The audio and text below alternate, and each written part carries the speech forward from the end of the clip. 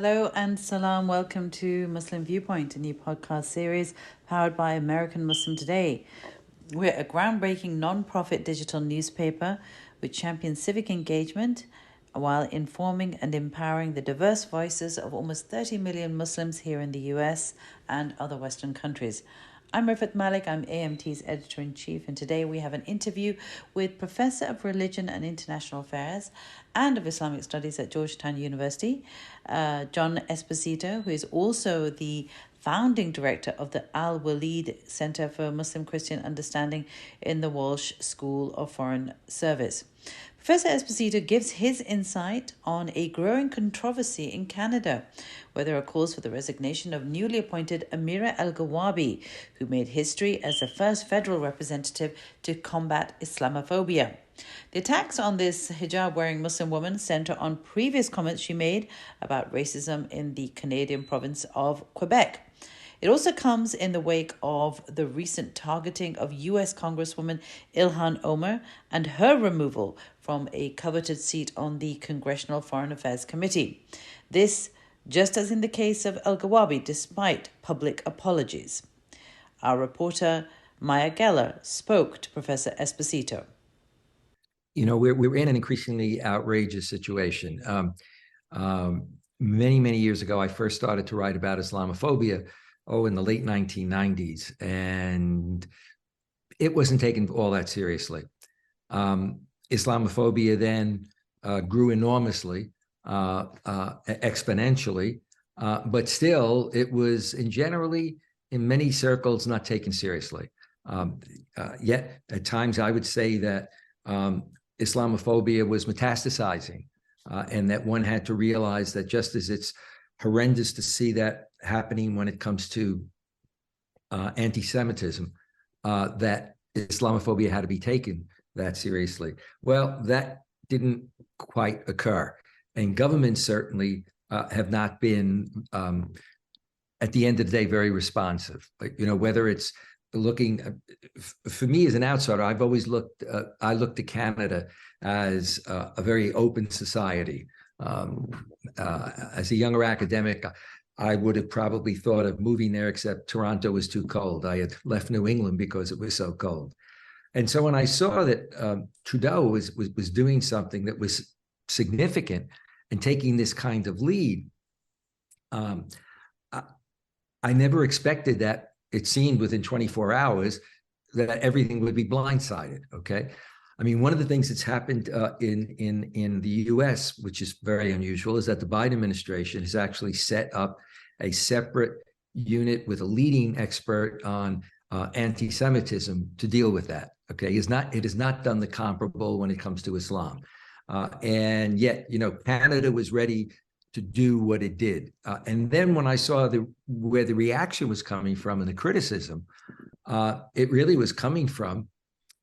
It's the equivalent of setting up something to address an injustice or a violation of human rights, and then having the very folks who have that kind of legislation and want to have it object to the person supported, and watching Trudeau so quickly drop the ball. I mean, he could have easily said, well, you know, my candidate's very strong. She still is. She said that maybe at an earlier stage, you know, her language may have been a little strong on X, but by and large, you know, we have a significant issue. This is a very significant person. It just so happens simultaneously, just before this all unwound, when I first saw that she was appointed, I went out of my way to jump and look at some of what she said and to actually send her an email and congratulate her. So that's why I then felt that I had to respond strongly. One could just let it go, but part of the problem I think that we have with these issues is that we don't make enough out of it. In other words, it comes up for a fair amount, but it's not the same as certainly, let's say, if one is reacting to a situation of anti-Semitism or reputed anti-Semitism, you know, and hopefully in America, we're still not there, but we're getting more sensitive to responding very strongly about Black Lives Matter. Okay, well, here you have a situation where you have Muslims in Canada, many of them like Muslims in America, who are fully integrated into society, and yet have to deal with these attempts at marginalization. Whether you're talking about one part of Canada or you're talking about the far western Canada, that propensities to do this. So that's why I reacted so strongly, and I felt that it was important. In fact, one of the issues that was raised by someone was, well, is this a form of advocacy? Well, in the best sense it is, but advocacy can also be an issue. So, for example, with our bridge site, we have all kinds of information on what's happening around the world. We're not an advocacy group, but in fact, we are in some ways advocating something. We're advocating equality. We're advocating human rights. And so that's why I felt so strongly, and that people would make that kind of statement, whereas you would never say that if you were dealing with an issue of anti-Semitism. So I think that's why I feel so strongly about it. And I couldn't believe that he folded as quickly as he did, the prime minister. To me, it's reprehensible. Right. And so at the same time, ironically, this removal of Amira comes at the same time as the anniversary of the mosque attack, or a mosque shooting that happened in 2017 in Quebec. So what kind of message does, the removal of Amira send, around this time? What kind of message does this send to the Canadian Muslim community from their legislators? Well, I think that, because I feel very strongly about these issues, I want to preface that people should take that into consideration. Although, as a very conservative Republican candidate years ago said, although I'm not a conservative Republican, deep in my heart, I know I'm right. Okay, so I think it has to be taken seriously, because this is 2023, because Canada, like the United States, certainly likes to say that it is, a modern democracy, that it sets an example for others. And what Trudeau did so quickly, and the people who forced that situation, were shades of what's gone on in France recently. Okay, maybe not as bad, but it's a slippery slope. And so that's why I think that one has to be very concerned about it. I think that if I don't know how Trudeau can change things unless he's willing to, for example, within a short time, make another appointment of a strong candidate. It seems to me he probably cannot reverse his reverse just because of the politics of it, but a signal has to be sent very clearly, because there have been instances, even though I follow Canada from a distance, I've also been there in a number of areas and talked to Muslim communities. We can't, at this point in time, have this kind of situation where you still have somebody taken out, because what you have is the people that want to take out that candidate are people for whom normalcy is to attempt to define for a Muslim how they should look, to define for a Muslim woman whether she should cover her head or not, or where do you go from there? In terms of your attitudes. If you have that kind of attitude, it means probably if you were socially talking among your friends, I'm not you, you'd be saying a lot of other things about Muslims and Islam. We still have many people out there who believe that Islam is the religion of Islam and its culture, that somehow this is antithetical to living in a modern democracy. And if they look around, again, this is not when I got into the field, which was too many decades ago. I was going to say centuries, not a good idea, but too many decades ago to even talk about. We're at this point in history, and we still have a significant, if we want to say it's a minority in a country, I would say it can become a majority, but a significant minority with political clout that has a position that it wouldn't dare articulate with regard to, let's say, Judaism. It might if they were dealing with Sikhs, or they were dealing with, so what do you have? A kind of still a sense that a country is simply Judeo-Christian? You see, when I got into the field, that's the way America was seen, as Judeo-Christian. And the reality of it is we've got decades going by, Muslims living there, Muslims mainstreaming themselves, Muslims who are lawyers, who are teachers, who are professors, who are whatever. And one gets into this kind of what in fact is discrimination. And so I guess kind of, to that point, recently Ilhan Omar was also removed from her seat in the House by Republicans. So, what, in your view, could have motivated that decision to remove her from her Foreign Affairs Committee position? Oh, that's really easy. The fact is, if you look at the beauty of the ugliness that's emerged in America, we see it in other parts, including in Canada, but maybe not to the same degree, is reflected in, let's say, American elections from Obama's time, Trump, the statements of Trump about Muslims. You look at the data, and although we have two political parties, and there can be people who are racist in both, the Republicans, when it comes to dealing with Islam and Muslims, among others, including Black Lives Matter. But anyway, let's stick to this topic. They have a totally biased attitude towards Islam. You have to remember that it was a relatively short time ago, several decades, when you had the first Muslim elected to Congress, and you had Republicans that were saying, no, a Muslim could not sit in Congress, let alone take the oath on the Quran, but even to sit in, and they still have a problem. We have what, 3 Muslims, in, and for some people that's 3 Muslims too many.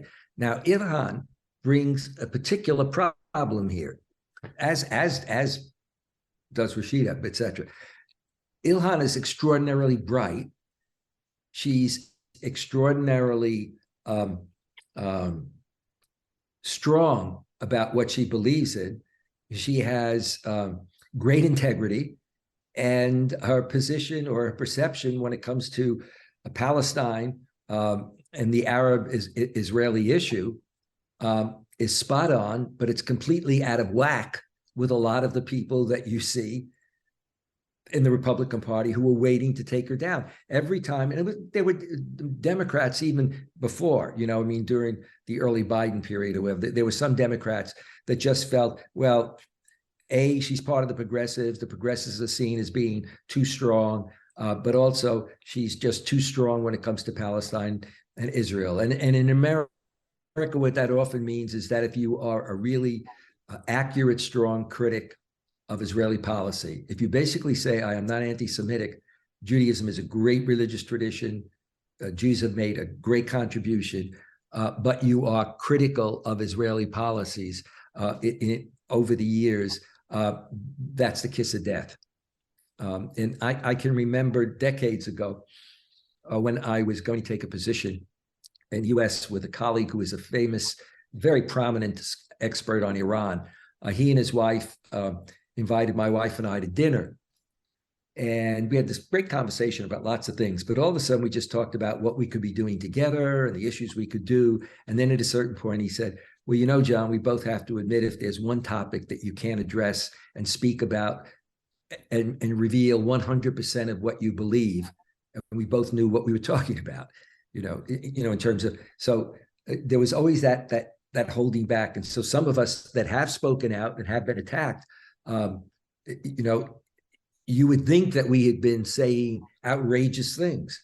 But what's outrageous, as you see today, now finally percolating to the top in Israel itself, is that you have a significant number of Israeli leaders, significant number of the population, that what used to be a population in Israel where they had a strong, if you will, left or, kind of social, really strongly socially aware, etc.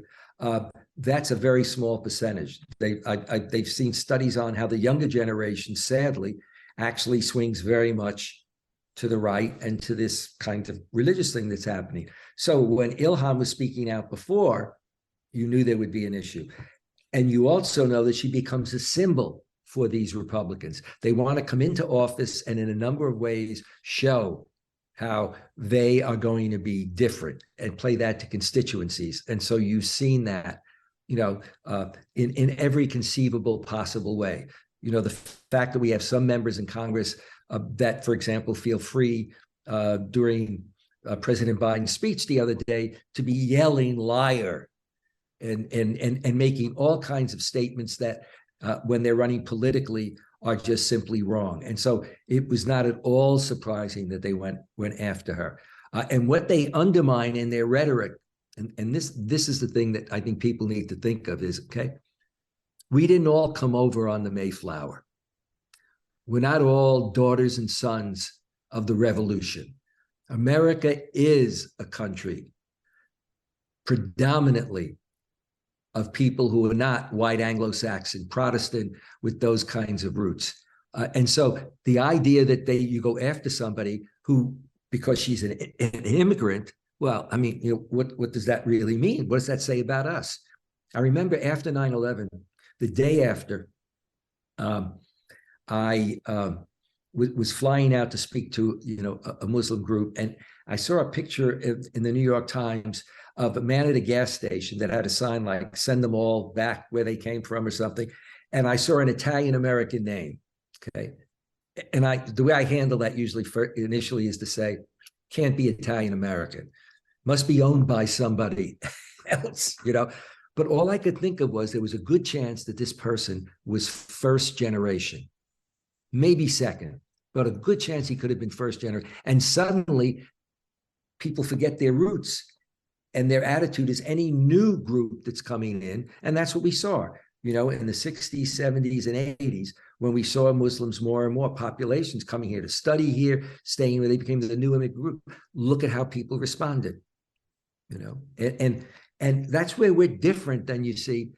Not that I support at all the kind of anti-Muslim attitudes and racism in a good deal of Northern Europe or even in France, but certainly in Northern Europe, you have a population that often, the indigenous population goes back hundreds of years. They're all white. They all come from one or two Christian denominations. And so dealing with these new immigrants but America is an immigrant country. And so that's where I think it's reprehensible. And but they can get away with it.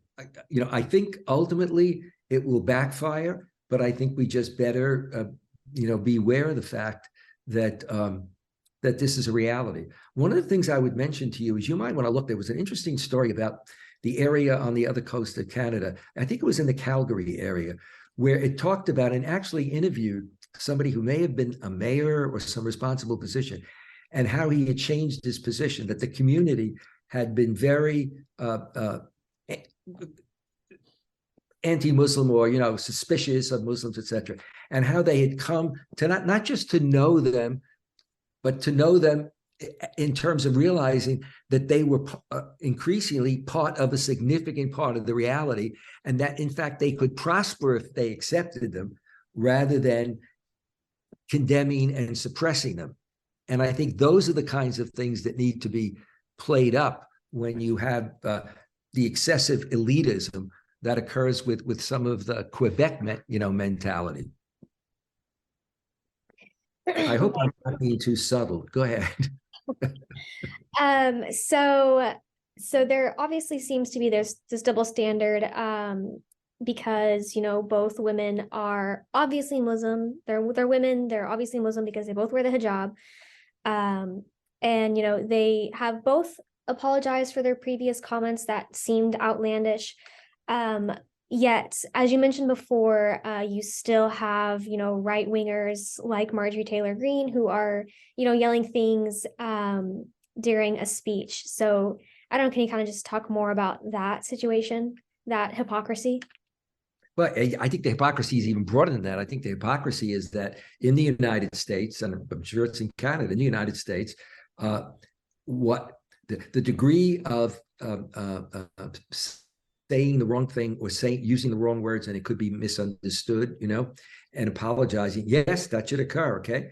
But a huge number of people don't feel that they do that when they're dealing with Muslims, because they think that what they're saying is true.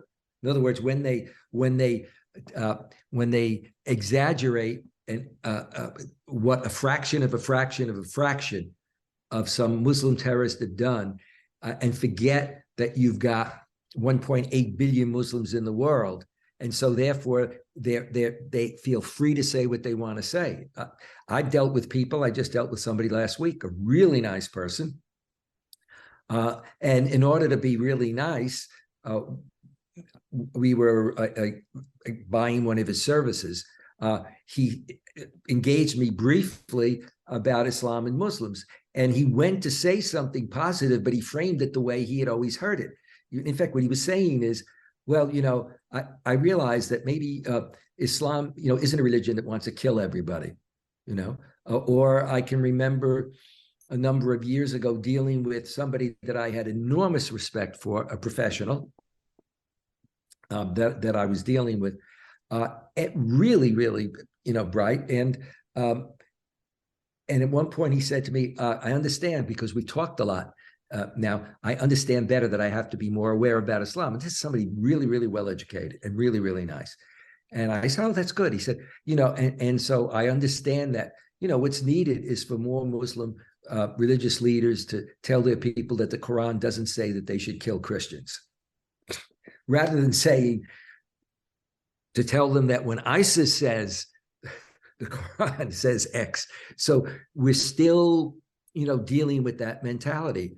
And I guess I'm being a little even stronger, wanting to then say, I think that Ilhan and in other cases, people have gone out of their way sometimes to say, what I said, some of my wording could have been misunderstood.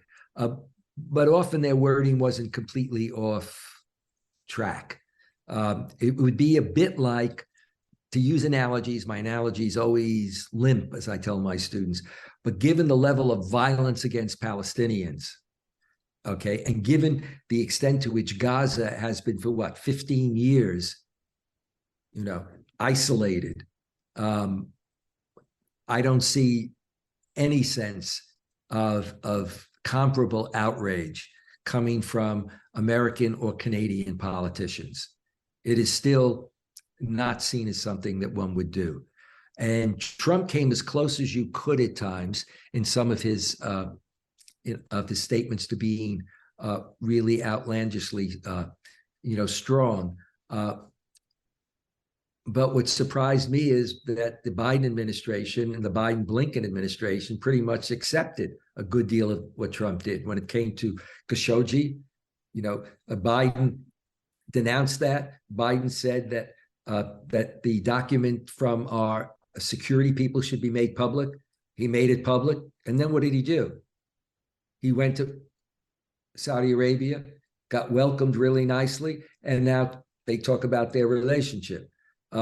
When you talk about Jerusalem and the capital having been moved, it should have been every president, Republican or Democrat, however different they were, held on when it came to the question of Jerusalem versus Tel Aviv and how that should be set up.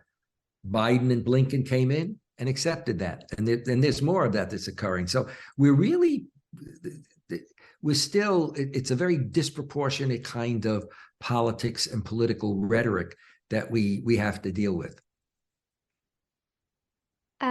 I just have one last question for you. So you have obviously spent decades researching and writing about racism and Islamophobia. So where do you think that the U.S. and the Western North America is headed respecting religious freedom and the treatment of Muslims? I think that in the United States, and I'd like to say in Canada, but I'm not an expert on Canada. In the U.S., what we do find is that the data does show that, and even globally, about 2015, 2016, a lot of data for the US and Europe shows that Islamophobia became normalized, just very normal conversations that people wouldn't even know that they were saying anything was wrong. As Baroness Warsi said, in Britain, it became acceptable dinner discourse or conversation. On the other hand, I would say that you see research by ISPU, the latest research, and you see a greater awareness and acceptance of Muslims on the parts of significant elements in our society. And you certainly see a situation where a considerable number of Muslims, not all, are more positive than many Americans about their future, okay? Because for many of them, they are the upwardly mobile, first, second, even third, generation. Not everybody, but at the same time, a significant number of Muslims will say that either they, family members, or friends have experienced discrimination and even consistent discrimination. And certainly I've seen statistics that are a great concern in terms of Muslim children feeling bullied in school. So, things have gotten better in some ways, but nowhere near where they should be. We are finally coming around in the Biden administration to having a couple of Muslims with a profile. One has an ambassador title, but that's really new. I used to give public talks, even with Barack Obama, whom I totally supported. Second term, not as much in terms of some of his policies. But what I would do in a public talk is just say to people, okay, so we know what the president says. He's open with regard to Islam and Muslims. I mean, he lived in Indonesia. He's made statements in Egypt. Okay. And then I would say to an audience, name for me one member of his cabinet. And I'd go 1, 2, 3, 4, 5 to count. Then I'd say, name one thing that he did at 1, 2, 3, 4, 5. The really pronounced. So we're nowhere near where we should be in terms of members. We've had a tradition in our country at times where somebody who was Irish would be the ambassador to Ireland. Okay. Now it's varied when it comes to Israel, but most of the time it's been somebody who is Jewish when it comes. Okay. It's never been the case in the Arab world. Under presidents, whether Democrat or Republican, under 3 presidents, you had the 3 top people who were dealing with the Arab world and policy, who were American Jews. Not one Arab American or Muslim American. And the American Jews that were there were very good credentials. So that's not the issue. But it's a question of even when you think about it, of optics. Would you do that in another kind of situation? Vis-a-vis if you're dealing with a country and it's really important, like Germany or Britain or whatever, and then somebody turned around and said, "But you never have somebody of this background, that you're looking at." So I think that it's nice to see that Biden has a couple of Muslims in administration, but nowhere near, and those voices have to be there. I celebrated the fact that he named a Jewish academic who teaches at, I think it's Emory, and to a special position to deal with, Judaism, and in many ways, Judaism, the Holocaust, etc. There's got to be something else there. In America, I remember talking to an American politician after 9/11 who was very, very well placed in the U.S. government. very, very, very well placed, but I won't mention his name. And he said at the time and acknowledged that, because I heard other senators say that they knew nothing about the Middle East because they designated that to a staff person. They never took it seriously, seriously enough. Well, fast forward, we have a president who, when he goes to the Middle East and is ready to then go to the Arabs, says he's a Christian Zionist. From a political point of view, he's politically astute. I mean, you're there in Tel Aviv, you're going to go and you say things like, I'm a Christian Zionist, and you don't have the comparable, if you don't have the comparable language, and if you don't have the comparable appointees, in your cabinet, et cetera, in terms of background, we have become sensitive now to being concerned about Latinos and Blacks, that they should be, more visible. I still think that there's a long way to go when it comes to Muslims. Well, thank you so much for joining us this week. From me and Maya, goodbye, and be sure to follow us on Instagram, Twitter, and TikTok at American Muslim Today. And if you'd like to read more about this story and access more digital content, feel free to check out our website, AmericanMuslimToday.com. See you next week on The Muslim Viewpoint.